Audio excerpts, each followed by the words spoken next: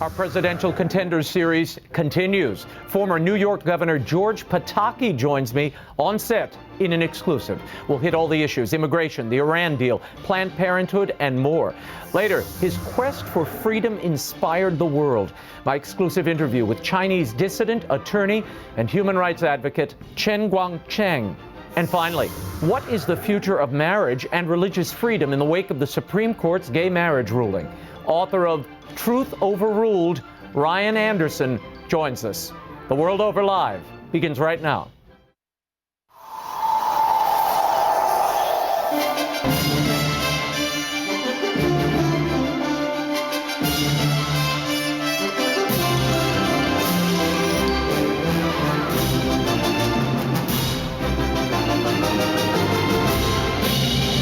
Now, from Washington, D.C., Raymond Arroyo. A warm welcome to all of you joining us in the United States and the world over. Governor George PATAKI, CHENG GUANGCHENG, and Ryan Anderson are all straight ahead. If you'd like to comment on tonight's show, or if you have a question, I'll be live tweeting throughout. Find me on Twitter at Raymond Arroyo, or you can email me at worldover@EWTN.com. Here's the brief. News from the world over this week. Pope Francis and the Vatican are continuing their global warming fight. This week in Rome, the Holy Father was joined by mayors from around the world at a Vatican-hosted meeting on climate change. In a final declaration, they affirmed that climate change is man-made and stopping it is a moral imperative. New York City Mayor Bill de Blasio directly blamed the 44 deaths during Hurricane Sandy on global warming, while pledging sharp reductions in emissions. California Governor Jerry Brown warned the Synod Hall audience against the naysayers. We have fierce opposition and blind inertia, and that opposition is well financed. Hundreds of millions of dollars going into propaganda, into falsifying the scientific record, bamboozling people of every country. During the meeting, the Pope connected the growing global crisis of sex trafficking to man-made carbon emissions. In fact, the Vatican Symposium was called Modern Slavery and Climate Change, the Commitment of the Cities. In his remarks, Pope Francis said we cannot separate care for the environment from the social context, the social life of mankind. At least one Vatican official is not joining the climate change bandwagon, breaking his silence on the matter since becoming the Holy See's finance chief. Cardinal George Pell said in a recent interview that the Church has no particular expertise in science and has no mandate from the Lord to pronounce on scientific matters. Cardinal Pell was commenting on Pope Francis's landmark eco-encyclical Laudato Si. He did offer some praise for the papal teaching. Pell told the Financial Times that the Holy Father beautifully sets out our obligations to the environment. Before coming to the Vatican, the former Cardinal Archbishop of Sydney was an outspoken global warming skeptic. Cardinal Pell noted at the time that those who embrace man-made climate change have created a new religion, so much so that if anyone were to question, quote, what amounts to a green fundamentalist faith, it would be tantamount to heresy, end quote. And in advance of his visit to America, Pope Francis's approval ratings have hit a new low.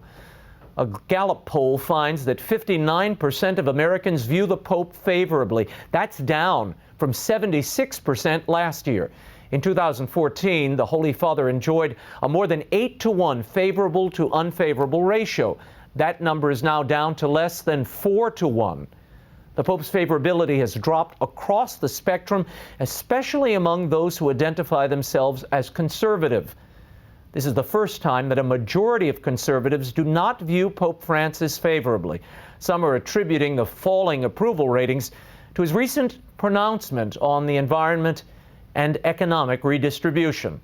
Though his popularity has fallen among self-identified liberals as well. Overall, Pope Francis's numbers are close to Pope Benedict's, but below those of Pope St. John Paul II. After a federal appeals court ruled against them earlier this month, the Little Sisters of the Poor are appealing their case to the Supreme Court to avoid the federal contraceptive mandate. If the sisters find no relief from the High Court, they could face crippling fines of up to $2.5 million a year, about 40% of their annual budget. The Supreme Court is expected to consider the petition later this year. More trouble for Planned Parenthood as a second undercover video has surfaced showing yet another top official discussing compensation for aborted baby parts. Dr. Mary Gatter, a member of Planned Parenthood's Medical Directors Council, appears in the latest video released by the Center for Medical Progress. In it, she is seen negotiating the price of fetal organs. At one point, she hesitates to offer a price, saying she's afraid to get lowballed if she throws a number out. On camera, Gatter discusses per specimen prices ranging from $50 to $75 to $100. Later in the video, Gatter pledges that she will ask abortionists to use a, quote, less crunchy technique to preserve desired body parts. Numerous state and federal investigations are underway. Planned Parenthood is again claiming that there's nothing in the videos to suggest any violation of law or improper activity. 50 senators have signed onto a measure to defund Planned Parenthood nationally. The abortion giant currently receives more than $500 million annually from taxpayers. House Democrats have also called for an investigation into the Center for Medical Progress, the group that produced the undercover videos. This week's video follows an initial one released on July 14th.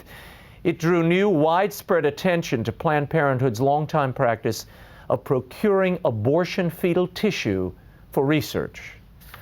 And Capitol Hill hearings are underway to vet a recent Iran nuclear deal struck with the U.S. and 5 other nations. On Thursday, Secretary of State John Kerry led a delegation of administration officials to defend the deal before the Senate Foreign Relations Committee. They were building the alternative to the deal that we have reached is not what I've seen some ads on TV suggesting disingenuously. It isn't a, quote, better deal, some sort of unicorn arrangement involving Iran's complete capitulation. That is a fantasy, plain and simple. Congress has until September 17th to approve, disapprove, or take no action at all regarding the deal. With Republicans in control of Congress, the White House is looking to shore up enough Democratic support to block a veto override.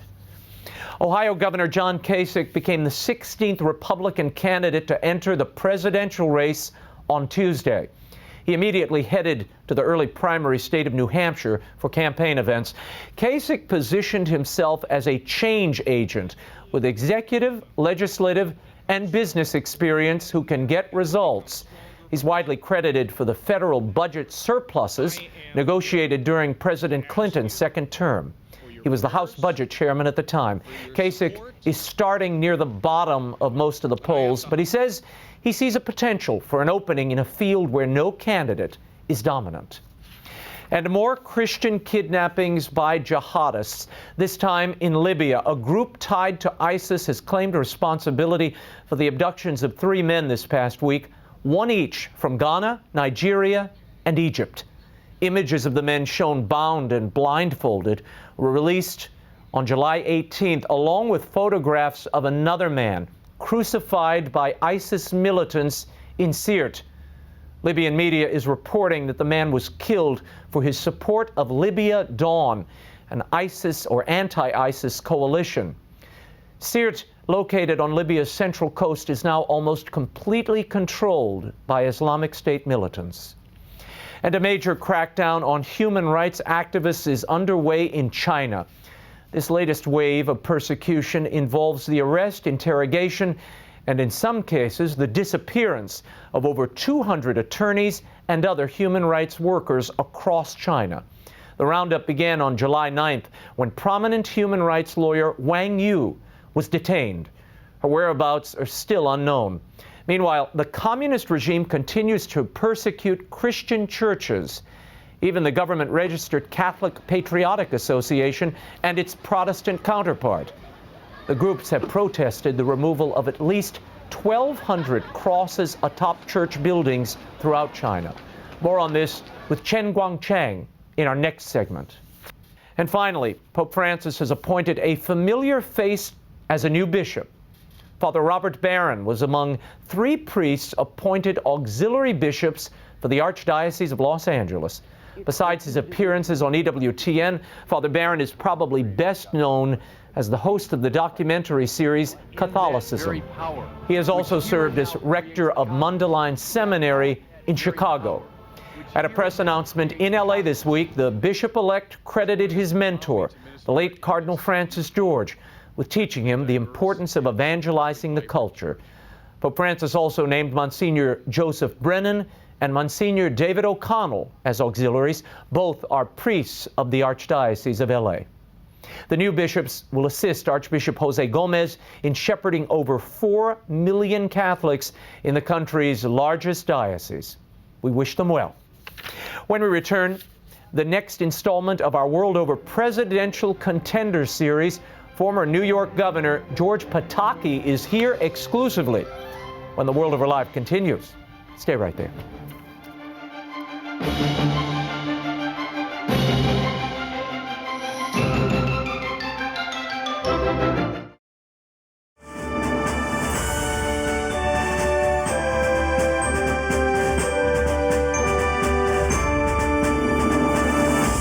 Our World Over Presidential Contenders series continues. My next guest served as governor of New York for 3 terms. Now, he's known for being fiscally conservative and outspoken on issues of foreign policy, immigration reform, and the environment, and he has never lost an election. But is there a path for him in this crowded GOP field? Joining me to discuss is GOP presidential candidate, Governor George PATAKI. Governor, thanks for being here. Raymond, great being on with you. Now, I want to start with these debates. We are anticipating the first round of debates, 16 candidates in the mix. The criteria was that you polled in the top 10. You are not there. You're polling near the bottom of the pack. What's the path for you, and what do you make of this criteria for these debates? Well, first of all, with the criteria, I think it's unfortunate. If you look at the last poll, there are 9 of the 16 candidates who are between 4 and 0. I'm at 1. Yeah. But that means the overwhelming majority are within the margin of error, and yet some will be in and some will be out. I'd love to be in the debate, but I've never cried over the rules. If that's what the rules are, you just go out there and make the case, fight the fight, and look for the next opportunity. You know, I'm a Republican in New York. There were 3 million more Democrats. That wasn't exactly fair. But you can't, if you can't change the circumstances, you just overcome them. What's the path? How do you see yourself fitting in? Trump is leading the pack right now. The path is to have a vision that people can relate to. There are 2 things here. First, I will win the election if I'm the nominee. In 92 years, there have been 2 Republicans elected governor of New York State, and I was elected 3 times. I know I can appeal beyond the Republican base to independents, conservative Democrats, moderates, to immigrants, to Latinos, and to others, and win the election. And second, we need to transform Washington. Not just manage it, but transform it. And I was able to do that in a deep blue state in New York, change the direction of the government greatly. I can do that in Washington if I have the opportunity.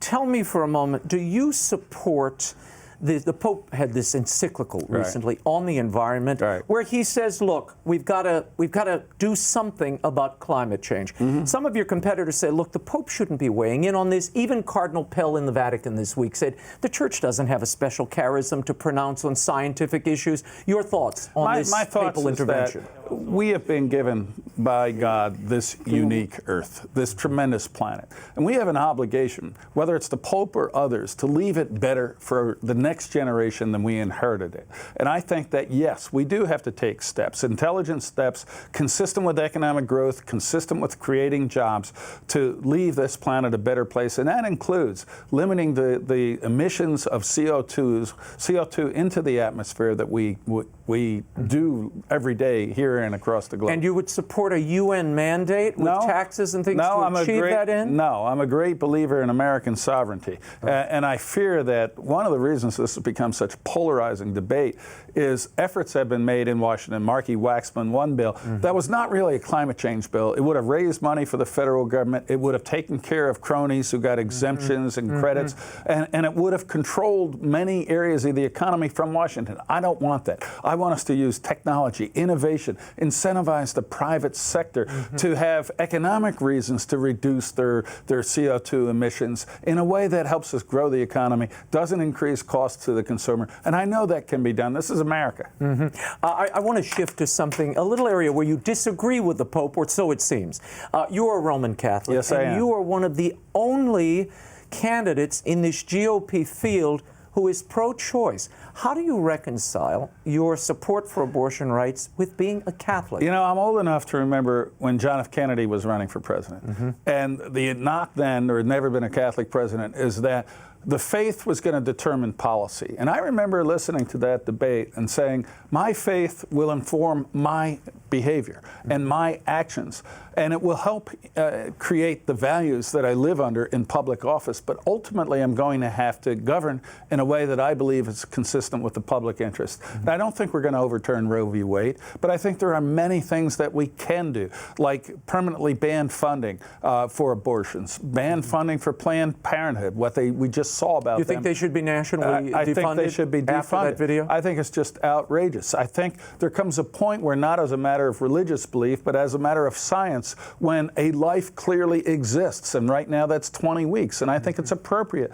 to pass legislation protecting that life. So we're not going to overturn Roe v. Wade. I do not support trying to overturn Roe v. Wade, but intelligent steps to raise consciousness. You don't support any efforts to overturn Roe v. Wade? You know, it's been talked about now for 30 years. Let's focus on what we can accomplish, and I believe that these are, what I just outlined, are things that can be accomplished by the next president. Let's talk for a moment about the gay marriage ruling that came from the Supreme Court. Your thoughts on the way that ruling was handed down? Its reasoning. I think it was a terrible decision. I think it's totally wrong that 5 individuals, not accountable to the public, can unilaterally decide what they think constitutes marriage. It is not respect for the rule of law. The rule of law in this country has always been marriages between a man and woman, and we had the political process underway.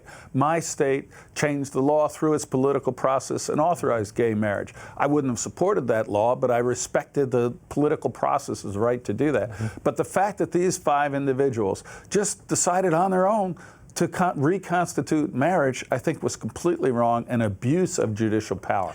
And by the way, whether it's Roe v. Wade, whether it's this decision, I would appoint judges who believe in the Constitution and believe that it is the elected representatives in the political process that should decide these issues, and not unelected judges. Justices like whom? Who would be your model, considering who's on the court now? Like Scalia, like Clarence Thomas, like Alito. I think these are judges who, when you read their opinions, look at the Constitution, look at precedent, look at the law and the role of the court. I mean, I remember reading many times The Federalist, where Hamilton is talking about how the judiciary is the least dangerous branch. Right now, it seems sometimes that it's the most aggressive branch in doing things that should be left to the elected representatives of the people. There is seemingly a coming conflict, in fact, it's probably already here, between this newly established rights for gays, particularly gay marriage, and religious freedom and the exercise of religion. Would you support any legislation to protect the religious conscience of people directly involved in a marriage business, a photographer, a baker, a fellow who owns a hall? I think it depends on the language of the legislation, but the answer is yes. Well, you oppose that Indiana I opposed, and ultimately they amended the Indiana law because there was not. It wasn't just me. The governor and the legislature ultimately decided that they should amend the law. Right. And I haven't read the amended law, but we have to protect freedom of religion and freedom to exercise religious consciousness. We don't want to have discrimination in this country, but it's a question of the language of legislation. Let's shift gears, talk about immigration for a moment, something you've been very outspoken on. Yes. You have a plan to deal with the 11 million people who are here. Tell us about that plan, and how is that not amnesty? It's not amnesty because, first of all, we have to respect the rule of law. And I would have no program until we secure our border and until we make sure that those who have been involved in criminal acts are deported or else put in jail in the United States. But it's completely unrealistic for us to think we're going to take 11 or 12 million people, put them on buses and send them back. So, but on the other hand, it's important we uphold the rule of law. Our freedom, our rights are dependent on respect for the rule of law. And when the first act of millions of people is to break the rule of law, there has to be a consequence. And your consequence would be service hours. Right. What we do in communities across America when someone has broken the law, and we're not going to put them in jail and we're not going to fine them thousands of dollars, I would have them come forward, acknowledge they broke the law, commit that they would not do it again, and then require 200 hours of community service. What we do for violations across America, working in a hospital, working in a school, working in a park, they will have paid a penalty for having broken that law, understand the rule of law matters, and we will have upheld the rule of law in a practical way without sending 11 million people out of the country. Talk to me for a moment about sanctuary cities. What would you as president do? There are moves afoot here on Capitol Hill to defund, penalize the sanctuary cities as they exist today, given the explosion we're seeing in crimes from illegal I support aliens. that. I support defunding sanctuary cities. I think you cannot have a nation, a country, when certain communities can just say, we're going to ignore this part of the federal law, or this law doesn't apply to our city or our town or our state. The federal laws apply across the country. To everyone. To everyone. And they have to, or else again, it's the same thing, disrespect for the rule of law. I would defund sanctuary cities. Let's talk about this Iran deal. John Kerry was on Capitol Hill this week making the pitch. He said, look, here's the option. Either no deal in place or a deal where we can monitor them, we can slow down their ability to get a nuke. Raymond, do you buy that? Raymond, not at all. This administration has misrepresented what was happening to the American people the whole way through, and that's being kind. Barack Obama and John Kerry both say that a bad deal, both said throughout this, a bad deal is worse than no deal. Now they're saying an awful deal is better than no deal because there's no alternative. They have completely changed their position, as they did on things like saying we're not going to let them have a missile program. Now they will. We're not going to lift the arms embargo. Now we will. We're going to have anytime, anywhere inspections. Now we have inspections that are extremely doubtful that they will have any impact at all. This is an awful, awful agreement and should be rejected. What would you do with ISIS as they continue to move across the Middle East, taking huge areas of land? I'd acknowledge that they are radical Islamists. They are not just an arbitrary terrorist organization. They are jihadists acting in the name of Islam. Fueled by a religious ideology. Fueled by a religious ideology. Can you imagine? If those were radical Christians performing those acts, how quick this administration would say these Christian extremists have to be stopped, but they won't even use the word Islamic. It is not just political correctness, it is absurdity. And we have got to do whatever it takes to stop them, empower the Peshmerga, the Kurdish fighters, empower the Sunni sheiks who are on our side against ISIS directly, and if need be, use American troops to destroy their training centers and recruitment centers. What would you do about the Christian minorities there? Should we welcome some of those Christians into the United States or try to settle them elsewhere in Europe? I think the most important thing is to allow them to stay in their homes by destroying and defeating ISIS. And Raymond, by the way, I just reread the September 11th Commission report. I was governor on September 11th. I saw the horror of radical Islam being not taken seriously enough because we thought it was a continent away. I know that ISIS poses as grave a threat today, not just to those Christian communities in their neighboring areas, but to us here in America. So we have to stand, protect those Christian communities, but more importantly, protect ourselves by destroying ISIS where it exists. And that report said, if, for example, Iraq becomes a failed state and radical Islam takes hold there, we have to use all the might and power of the United States to make sure we destroy them there. That lesson has been forgotten by many, not by me. We have got to do that. Two quick political questions before I let you go. One, evangelicals and Catholics are such a critical part of this vote, the base of the Republican Party. Given your position, your pro-life, pro-choice rather position, are you afraid that you might alienate them and that it would be very difficult for you to bring them along? No, I don't. I just spoke at the Faith and Freedom conference a few weeks ago. I spoke at the Christians United in Support of Israel, Pastor Hagee's group.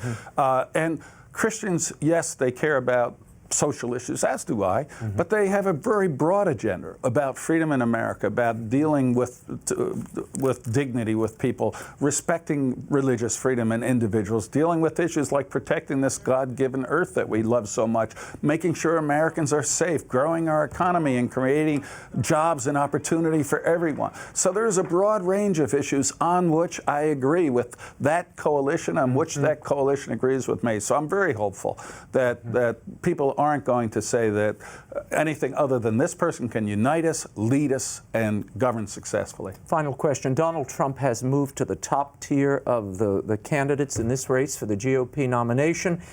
Is there a message, is there a lesson in that candidacy that you're seeing? People say, oh, he's crazy, it's a sideshow.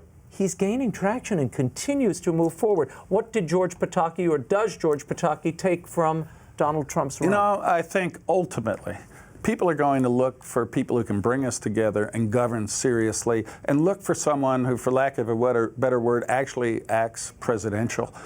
And you can get headlines. I mean, I could get a headline by doing something outrageous or insulting or calling someone, and all of a sudden you get the press attention. But that's not who I am, and ultimately I don't think that's what the Americans want for their next leader. So I know it's an uphill slog. The first time I ran for governor, no one thought I had a chance. You believe in yourself, you believe in the people and the country and your vision of this country. Fight the fight and win. Very good. Governor George Pataki, thank you for being here. Best of luck out on the trail. We'll be watching you. Thank you very much, Raymond. Thank you. When we return, Chinese dissident, attorney, and author of The Barefoot Lawyer, A Blind Man's Fight for Justice and Freedom in China. My exclusive interview with CHENG GUANGCHENG is up next.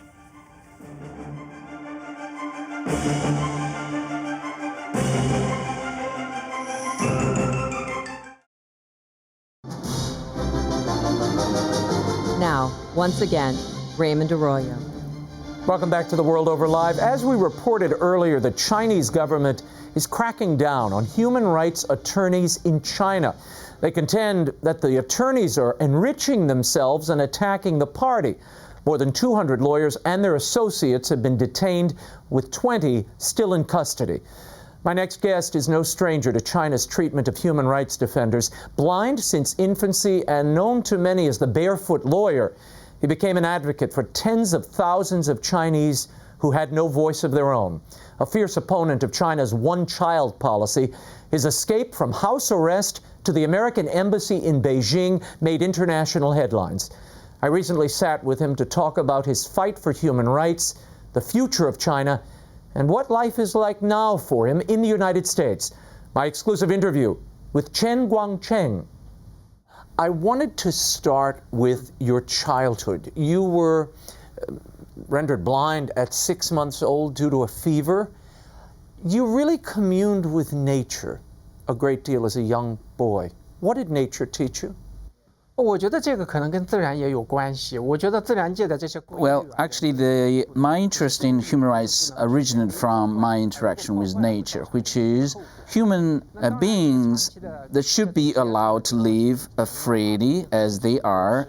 But what I saw in China at that time, and still perhaps today, that the human rights were abused by the regime, and I want to switch those unnatural rules over human beings back to nature, which is the way, the state of nature itself. Now, I want to delve into this a bit more, particularly the one-child policy passed and supported by this regime. How were you sensitized to it personally? I mean, you began to speak to people in the surrounding villages and in your own village. Tell me what you learned. From what I know, what I learned, what I heard, what I saw, that no single person in China say they would accept such a kind of one-child policy. And under the authoritarian rule of the communist regime, that they just apply all the laws regardless of any human rights. And so the ordinary people were silent in face of such a kind of ruthless policy implementation and enforcement. Now, you and your wife violated this one-child policy by having your second child. Tell me, were you afraid when you did this? I mean, these authorities were clearly in the village and taking notes. 当然，他们也是 These local officials wanted to punish us and suppress us. Yeah, in the very beginning, I realized that if I dig into the problem of the one-child policy, the forced abortion issues in China, I know the risk and the dangers ahead, because it is untouchable to many, many people in China who realize the same dangerous situation that they would face if they do this. But I still want to do the right thing, even though I may have to cope with such a kind of brutality from the regime. And you file a class action lawsuit, essentially, in the Shandong province. The authorities were not happy. What happened to you specifically in the wake of that filing? 在他们向中 In the very beginning, the local officials had no idea of dealing with our class action lawsuit. So they reported to the higher level government, and after that, they just took off those ruthless actions against us.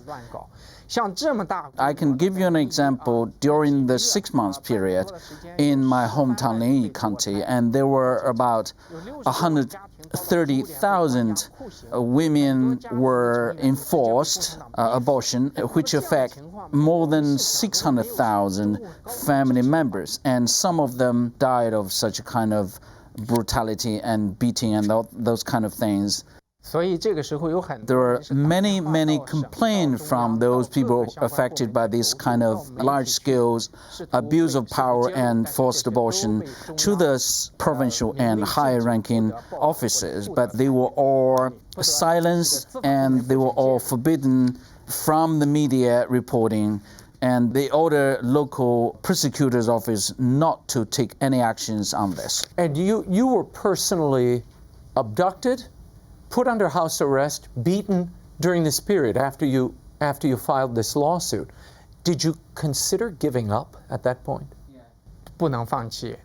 Me and my family were threatened with death. Said if anything went wrong with the policy, one-child policy issues, because of the exposure of the abuse, and you are the first would be persecuted, or your family members will be subject to persecution as well. 虽然当时对我可以说是这个软硬兼施啊，这个威胁力。 I know also that the bottom line of those regime, the communist regime, who would do all evil things against innocent people if I give up. In 2006, they finally arrest you and sentence you to 4 years in prison. Now, these are trumped-up charges on damaging property and organizing a mob. What did you learn about yourself and about the regime while in prison for those 4 years? 我觉得对我 Well, the biggest lesson I would say is that you would never put any hope on the communist regime in China. 它就是一个 It is a regime without any morality or ethical, political discipline, without any regard to human rights for the people they claim to represent. Finally, in 2010, they return you back to your home after this period in prison. You tried several times to break out. You weren't successful until 2012. Why did you decide that was the moment to try to break out? 我觉得这个其实也没有什么觉得。 Well, for nearly a year that I've been planning to break through, but failed again and again until 2012, with, I would say, blessing from the above, that I made it. After I was released from prison, I was put on house arrest with even tighter control, with a number of government officials stay in my house in order to control me and put me on a house arrest without any legal support. They really laid traps around this house. This wasn't an easy escape. I mean, it's really miraculous, as you said, that you escaped. I mean, you scaled a wall, you fall and break your foot. You must have thought, maybe I should go back at this point.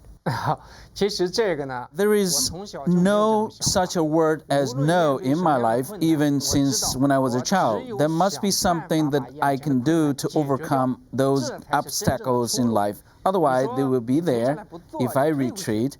So my life is full of determination. You finally make it to the United States Embassy in Beijing after much travail. There's car chases and you're jumping over things, and it's amazing that you made it. But you hit the U.S. Embassy, and it appears, at least in the beginning, that everybody is supporting you. Then what happened? 一开始呢， In the very beginning, that I was very, very pleased to see that everybody in the embassy supportive. But the second night when I was in Beijing embassy, which was early in the morning, 6 o'clock around Eastern Time, U.S., when the president here held an emergency meeting with his staff, say something like, "Oh, human rights should not interfere with U.S.-China relations as a whole." 开会的就没有 It is a pity that I learned later during the meeting, and someone said that democratic China is not in the interest of the United States after all. You must have been shocked. I mean, they come to you, they make these announcements, they take your cell phone, which is your only means of communication. What did you think at that moment? 是 Yes, I was very, very heartbroken actually. 这个 Following the meeting, that their way of treating me has made a dramatic change. 拿走了我的手机，也 And they not only took away my cell phone, but also cut off my internet connection and would not allow me to visit internet anymore. You must have been petrified when the State Department officials suggest that you go out of the U.S. Embassy to a Chinese hospital to be reunited with your family. 我说如果中 I was very shocked. They already suggest that on May the 1st, but I refused. I said there must be a kind of agreement reached between U.S. and China on my conditions, that otherwise I wouldn't go anywhere. When I say no to the U.S. suggestions, they talk with the Chinese side. And Chinese side, what happened to Mr. Chen? He said no to your request. And then the Chinese official said, okay, we're going to bring their family here to be united with him. The U.S. was really pressuring you to take the Chinese deal, which was to remain in China, study at a Chinese university. The United States Embassy pressured you to take that deal, yes? 实际上呢，当时 Yeah, it's true that U.S. officials pressed me to leave the embassy compound, but whether they want me to stay in China or not, I'm not sure at that time. 确实他们给我施加的压力。 I also originally assumed that if the U.S. officials pressed the Chinese side to accept the condition that they would respect human rights in China, I would perhaps stay in China and go on with the human rights work as the way that I've been doing for quite a number of years. And from the hospital, you made contact with the Congress, with Chris Smith's committee, and there was that famous phone call where they held the phone call up to the microphone, and we all could hear your voice. 4月30号晚上， I suggest the U.S. Embassy officials on April 30th, the night, in Beijing, that I would talk with U.S. government officials, including Frank Wolf and Chris Smith and Nancy Pelosi, but I would refuse at that time. Now, I want to get clarity on something here. In Hillary Clinton's memoir that was released last year, she writes that as Secretary of State, she and her staff, quote, had done what Chen wanted every step of the way, end quote. Did they? 1号在5月1号的 Well, I was looking forward to meet then the Secretary of State, Hillary Clinton, but she never showed up. I really want to talk to her at that time in the embassy. And I was told later that only after I left the embassy, U.S. Embassy compound, that I would be able to get a chance to talk over the phone with Secretary of State Hillary Clinton. 实际上 I'm also grateful to Hillary Clinton for her agreement to let me into the U.S. compound in Beijing at that time, critical moment. But I also put every piece of fact in my memoir book, The Barefoot Lawyer, which is 100% true. So in fact, they did not do everything that you wanted them to do. You had to fight to get them to do what you wanted them to do. Yes, I really try hard to get what I wanted at that time. And you finally come to the United States. NYU offered you a scholarship. Tell me what happened there. A year later, NYU basically said, we're not doing this anymore. Do you believe they were pressured by the Chinese government? 这是肯定的。 Yes, for sure. That's true. At that time, Deputy Assistant Secretary Campbell brought with him a letter of invitation from NYU president, which is a 3-year invitation. So I would say that I'm 100% sure that the communist regime in China pressed NYU to move further from their original offer. And I can also say 100% sure that the communist regime there had tried everything possible to interfere the academic freedom here in the U.S. Now, people say, particularly business people I speak to here in the United States, China is getting better. Because of the economic exchange, our values are being conveyed and human rights are and will improve. Is that true? 我觉得这种说法是 Well, this is a groundless assumption. I even don't believe this is the rhetoric from dissident Chinese. I think this is a kind of excuse made up by the politician on the U.S. side who want to make business in China. 那么发达啊。 The Chinese economy to the outside seemed to be booming or made great progress, but the vast majority of people living in the rural area, which is 70% of the population, my experience is that living of those people had little improvement, if any.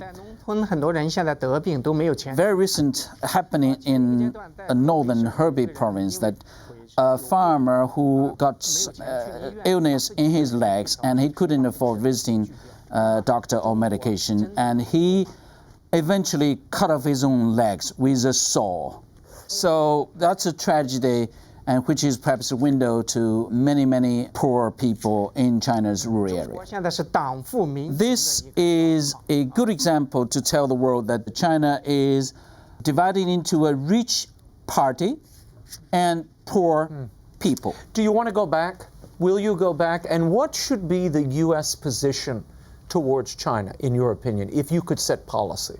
我觉得美国最重要的。 The most important is to insist on its universal values, a principle of human rights, freedom of expression, democracy, constitutionalism, and only in this that you can see good things will happen there. 我想说的一点非 I 常 want to emphasize that the Chinese people have realized their rights and their future is in their hand. They have gradually overcome the fear and to determine to do something. So I would say very important political change will be happening in China. The U.S. side must be prepared right now to welcome a changing China.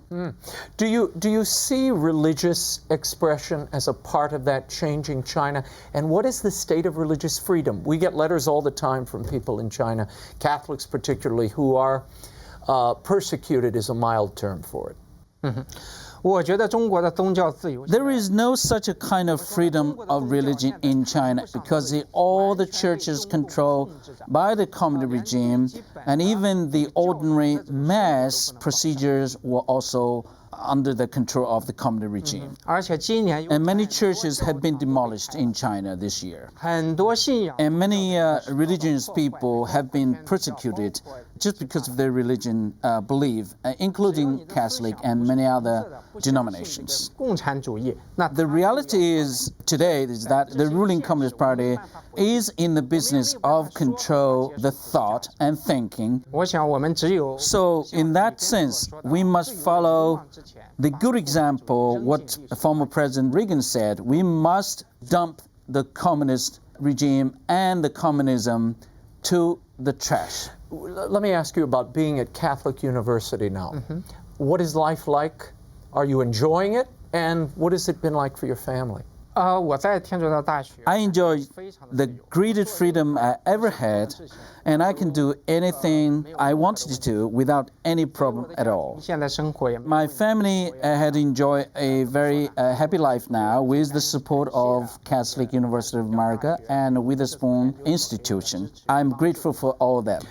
How do you continue your fight for religious freedom? So many of your family members and friends, communities, still there. 在网上交流做事情，我觉得 As long as we are determined to plant the seeds, even on this side of the global village, and we can see the harvest on the other side of the global village, determination is the most important thing. The Barefoot Lawyer, A Blind Man's Fight for Justice and Freedom in China by CHENG GUANGCHENG, is available at bookstores and online. Up next, Ryan Anderson joins us to discuss the future of marriage and religious liberty when The World Over Life continues. Stay right there.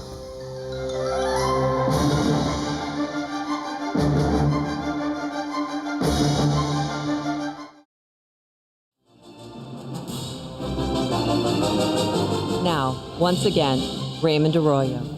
Welcome back to The World Over Live. My next guest is the author of the new book, Truth Overruled: The Future of Marriage and Religious Freedom, and a senior fellow at the Heritage Foundation. He joins me to discuss the Supreme Court decision on same-sex marriage, what the court actually said, and what Americans may face in the wake of the ruling. Please welcome Ryan Anderson. Ryan, hey, thanks for being here. Thanks for having me. Hey, I want to start with this notion you express in the book that the court has redefined parenthood. Why is that a problem? Sure. Well, I mean, they redefined marriage, which entails redefining parenthood. What Justice Kennedy has more or less said is that men and women are interchangeable, and therefore mothers and fathers are replaceable.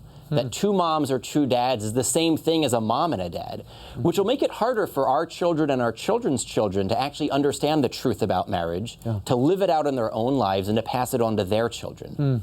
Marriage laws matter in that sense. Let's talk for a moment, though, about how we got here. Aren't heterosexual couples, heterosexual marriages, and the breakups that ensued, didn't that destroy marriage before the Supreme Court? Yeah. So several times throughout the book, I'm at pains to say that this is not about gay marriage. This is about marriage. And it's only after 40 years of the sexual revolution in which heterosexuals bought into a bad liberal ideology that Anthony Kennedy could then legally redefine marriage. It's only after no-fault divorce, premarital sex, non-marital childbearing, and all of the other problems that heterosexuals did to marriage that Anthony Kennedy can then say, oh, the male-female thing, it doesn't matter either. So it's both a cause and an effect of the degradation of marriage. I read something in the Washington Post just a week or two ago, and it made a traditional argument for gay marriage. And the argument went something like this. You have, among heterosexual couples, some who can never have children. They are infertile couples. Similarly, you have these gay couples. They can't physically have children, but the society allows them all to marry, and the reason being, among those couples where children are present, it's better to have a stable, committed couple raising that child than just two people cohabitating. What's wrong with the argument? Two things. I mean, one is that right now we know that 40% of all children are born to single mothers. It's 50% of Hispanic, 70% of African American kids born to single mothers. Gays and lesbians didn't cause this problem, but redefining marriage makes it harder to solve the problem, because how do we say that fathers are essential when the laws redefined marriage to make fathers optional? So that's one thing the Washington Post isn't really thinking about here, is that the law is a teacher, and the law is now teaching that two moms, two dads, same thing as a mom and a dad. The second thing here is the reality that many same-sex couples want to have, quote, a child of our own. And how do they acquire a child of their own? Assisted reproductive technologies. Sperm donors, egg donors, surrogate wombs. And as we know, this fertility industry creates many more embryos than are ever implanted or are born. Now, you know how the argument goes. And I've been reading all of this reaction to the Supreme Court ruling. And gay activists say, look, we are intending our children. There are no mistakes here. These are intentional, wanted children. And then we raise them. Sure, and it's all about the desires of the adults, not the needs or the rights of the child. Those children are intended, and at the moment of conception, they're denied either a mother or a father. You can think of the T-shirt that says, "My daddy's name is donor."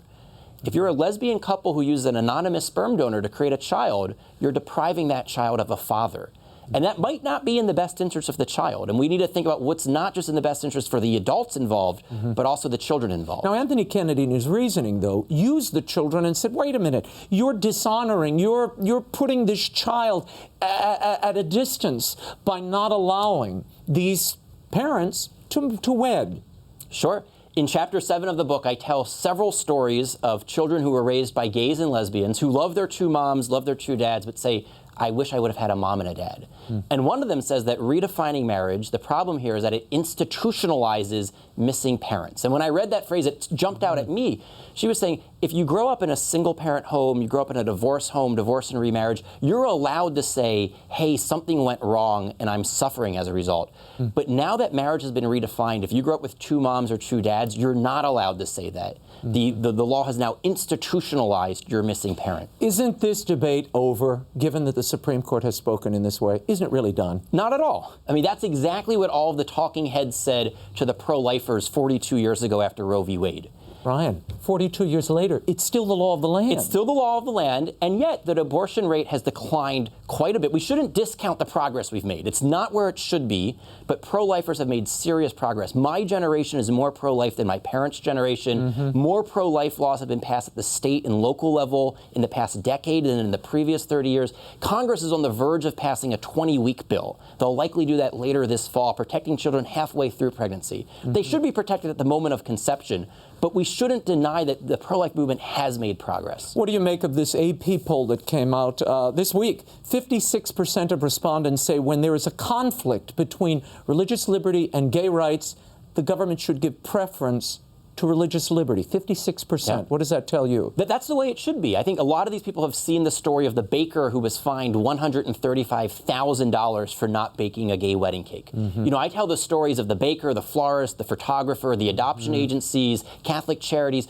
all of these people who have been fined by the government just because they believe marriage is a union of a man and a woman. Normal Americans think that's wrong. They shouldn't be penalized by the government. It's only the activists, the ideologues, who say, you know, you have to bake the gay wedding cake, you have to do the flowers for the gay wedding.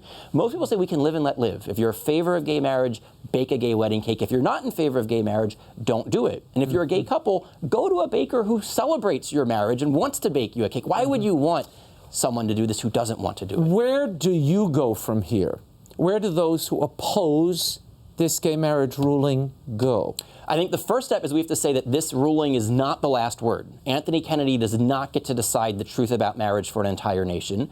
I think the second thing is we insist that our freedom is protected. The pro-lifers made sure that no pro-life doctor would ever have to perform an abortion. We need to make sure that pro-life citizens aren't coerced. And step three, we have to bear witness to the truth. For 42 years, pro-lifers have been bearing witness to the truth about unborn life. We need to bear witness to the truth about what marriage is. Look, gay rights activists obviously did something right here in the way they framed the argument, advanced this notion, and let people see the human face of these couples. What did you learn, and others, from their example? Well, I think what they were very good at showing, you know, who's the victim here, and they were very good at intimidating people into silence. They made it costly for people like you and me to speak out and to tell the truth. So one of the things I try to do in the book is show who are the victims of redefining marriage. You know, what happens to the bakers, also what happens to the children who have two moms but no dad. And I try to give people courage, show them how they can talk about marriage and defend it in the public square. Very good. Brian Anderson, thanks so much for being here. Truth Overruled, The Future of Marriage and Religious Freedom is available as an ebook now at all the usual outlets, and it will be out in print at the end of August. You can pre-order now at Amazon.com and other outlets. Brian Anderson, thanks for being here. Until next week, the show continues on Facebook and Twitter. Like me on Facebook, follow me on Twitter. The links are at RaymondArroyo.com. You can sign up for my free e-blast, and I'll send you information you won't find anywhere else. Next week, an exclusive interview with the man behind New York City's Actors Chapel, the pastor of St. Malachy's in the Theater District. Until then, we'll be scouting the world over for all that is seen and unseen. On behalf of the staff and crew of EWTN News, thanks for watching. I'm Raymond Arroyo from Washington, D.C. See you next time. Bye now.